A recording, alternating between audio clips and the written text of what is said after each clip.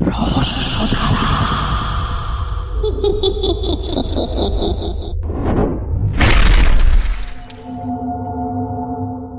বন্ধুরা, রহস্যধারার ৩৯ নম্বর এপিসোডে আপনাদের সবাইকে জানাই অনেক অনেক স্বাগতম। আজ রবিবারের এই সন্ধেবেলায় আমি অর্ক আপনাদের জন্য নিয়ে এসেছি একটা সম্পূর্ণ সত্যি ঘটনা, যেটা ঘটেছিল অর্ণব নামের আমাদেরই শ্রোতা বন্ধুর দুঃসম্পর্কের এক কাকার সাথে। ঘটনাটি শুরু করার আগে আপনাদেরকে একটা কথা আমরা বলতে চাই।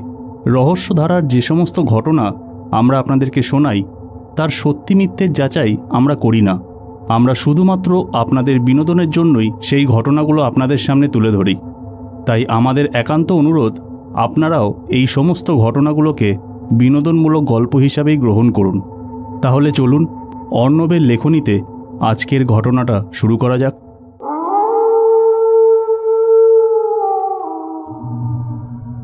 অর্ণবের এই দুঃসম্পর্কের কাকার নাম পরেশনাথ মণ্ডল, আর তিনি পেশায় ছিলেন একজন ব্যবসায়ী। আজকের এই ঘটনাটা পরেশ কাকার সাথে প্রায় ২০ বছর আগে ঘটেছিল।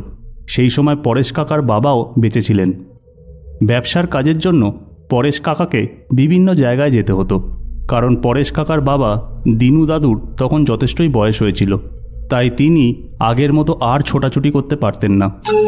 বলতে গেলে তখন থেকেই পরেশ কাকাই ব্যবসার হাল ধরেন। এইরকমই একদিন ব্যবসার কাজের জন্য তিনি তেঁতুলবেড়িয়া গ্রামে যান। সেই দিন কাজ শেষ করতে করতে তার অনেকটাই রাত হয়ে যায়। তারপর তিনি যখন সেখান থেকে বাসে ওঠেন তখন রাত প্রায় ৯টা বাজে।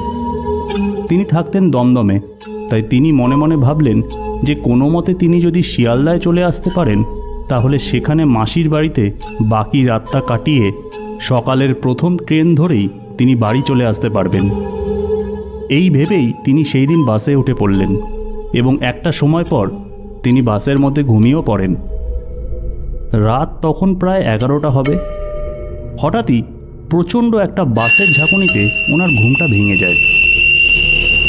উনি এবং বাসের বাকি যাত্রীরা যখন ড্রাইভারকে তার কারণটা জিজ্ঞেস করলেন, তখন ড্রাইভার বলল সে নাকি একটা মানুষকে হঠাৎ করেই তার গাড়ির সামনে দিয়ে দৌড়ে যেতে দেখেছেন।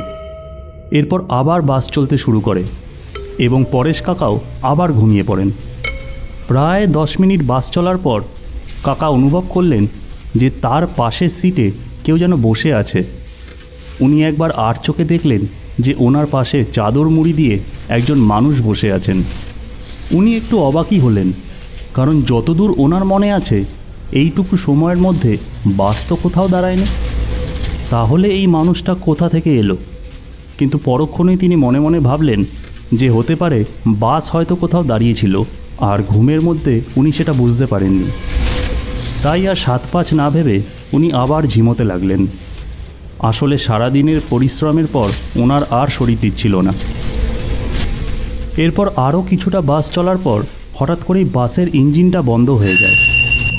সাথে সাথে বাসের ড্রাইভার ও হেল্পার বাস থেকে নিচে নেমে আসে এবং তারা সেটাকে ঠিক করার চেষ্টা করতে থাকে। এরপর বাসের সমস্ত যাত্রীরাই এক এক করে নিচে নামতে থাকে। কাকাও এবার বাসে বসে বসে অনেকটাই বিরক্ত বোধ করছিলেন, তাই তিনিও এবার বাস থেকে নিচে নামলেন।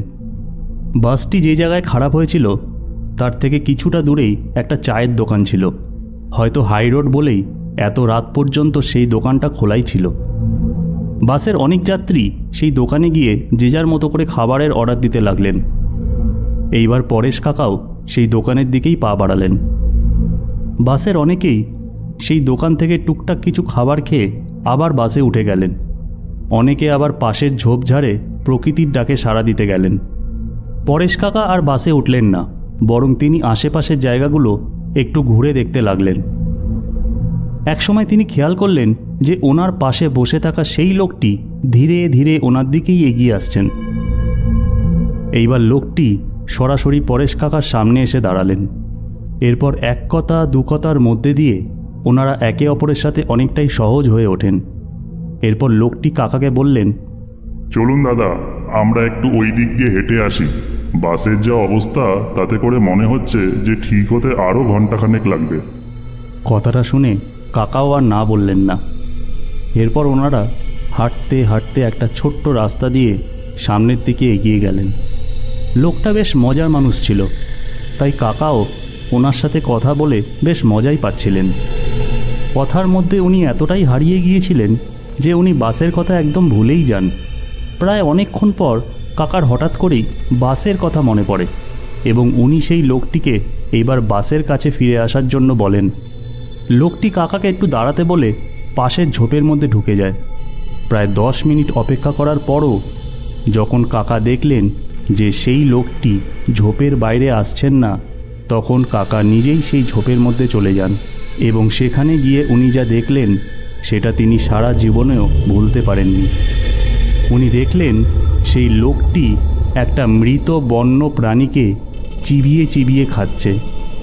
লোকটার পুরো মুখে রক্ত লেগে আছে। পরেশ কাকা ততক্ষণে বুঝে গিয়েছিলেন যে এই লোকটি কোনো মানুষ নন। তিনি তখন ওখানে আর দাঁড়িয়ে না থেকে ধীরে ধীরে সেই ঝোপের থেকে বেরিয়ে আসেন এবং তারপর যেই দিক দিয়ে এসেছিলেন সেই দিকে মুখ করেই প্রাণপণে দৌড়াতে শুরু করেন। প্রায় কতক্ষণ তিনি দৌড়েছিলেন জানেন না। একটা সময় পর হঠাৎ করেই তিনি দূরে কিছু মানুষকে দেখতে পান। তাদের কাছাকাছি যাবার পর তিনি বুঝতে পারেন যে ওরা হলো ওনারই বাসের সহযাত্রী। বাস ঠিক হওয়ার পর কাকাকে দেখতে না পেয়ে বাসের হেল্পার ওনাদেরকে নিয়ে পরেশ কাকাকে খুঁজতে বেরিয়েছিলেন। ওনাকে এইভাবে দৌড়ে আসতে দেখে বাকি যাত্রীরা ওনাকে সাহায্য করেন এবং তারপর পরেশ কাকাকে বাসে নিয়ে আসেন। এরপর ওনারা কাকাকে জিজ্ঞেস করেন যে তার সাথে কি হয়েছিল। তখন পরেশ কাকা ওনাদেরকে সব কথাই খুলে বলেন। সব শুনে সবাই একদম চুপ করে যায়। এর মধ্যেই বাসের ড্রাইভার এবং বাসের হেল্পার কাকাকে বলেন যে সেই রাতে তারা কোনো যাত্রীকেই মাঝ রাস্তা থেকে গাড়িতে তোলেননি এবং গাড়ির বাকি যাত্রীরাও পরেশ কাকাকে বলেন যে তার সিটে তিনি ছাড়া আর কাউকেই তারা বসে থাকতে দেখেননি। বন্ধুরা, অর্ণবের লেখা ঘটনাটা আজ এখানেই শেষ হলো। ঘটনাটা কেমন লাগলো আপনাদের সেটা কিন্তু অবশ্যই আমাদের কমেন্ট বক্সে জানাবেন। যদি আপনাদের কাছেও এরকম কোনো ঘটনা বা গল্প থাকে তাহলে সেইগুলি আপনারা আমাদের সরাসরি মেল করতে পারেন। চ্যানেলে নতুন হলে অবশ্যই চ্যানেলটিকে সাবস্ক্রাইব করে দেবেন। আবার দেখা হবে আগামী শুক্রবার ও রবিবার ঠিক সন্ধ্যে 6টায়। ততক্ষণের জন্য সবাইকে শুভরাত্রি।